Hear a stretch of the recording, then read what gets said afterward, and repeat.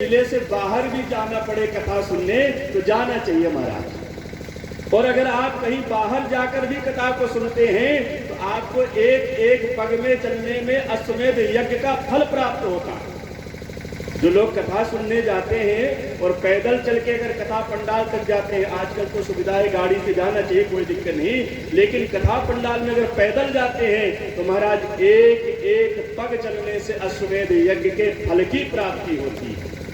इसलिए हर व्यक्ति को किसी की भी कथा हो, कहीं हो, अवश्य श्रवण करना चाहिए।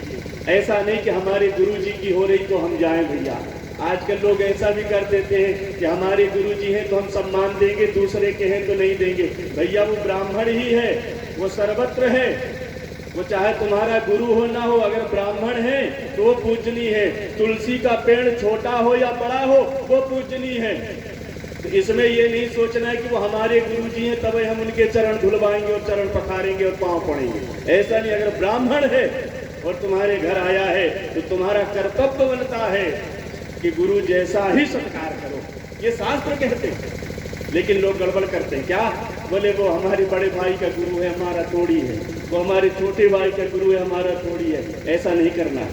ये भागवत जी कह रहे हैं, यही तो सीखना है कि करना क्या और क्या नहीं करना, तब कल्याण होगा महाराज। तो राजा परीक्षित बढ़िया बैठ गए और कथा को सुनने लगे।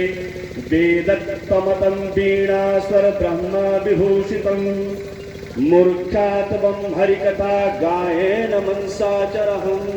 कहने लगे महाराज, जब भागवत जी के गीत सुंदर मंत्रों के श्लोकों का और भगवान नारायण के गुणों का अनुमोदन होने लगा तो वहां पर बैठे परमहंस, कौन?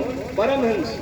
भागवत जी को परमहंस लोग सुनते हैं, साधारण व्यक्ति नहीं सुनता, परमहंस लोग सुनते हैं। वहां पर जब उनकी दृष्टि गई, चारों तरफ देखा तो सुखदेव जी महाराज ने कहा कि वाह महाराज, यहाँ तो चारों तरफ परमहंस बैठे हुए हैं, मुझे तो अकेले अभी आप दिखाई दे रहे थे। बोले महाराज मैं तो अकेला ही हूँ, लेकिन आपके पास तो नारायण की दिव्य दृष्टि है, आपको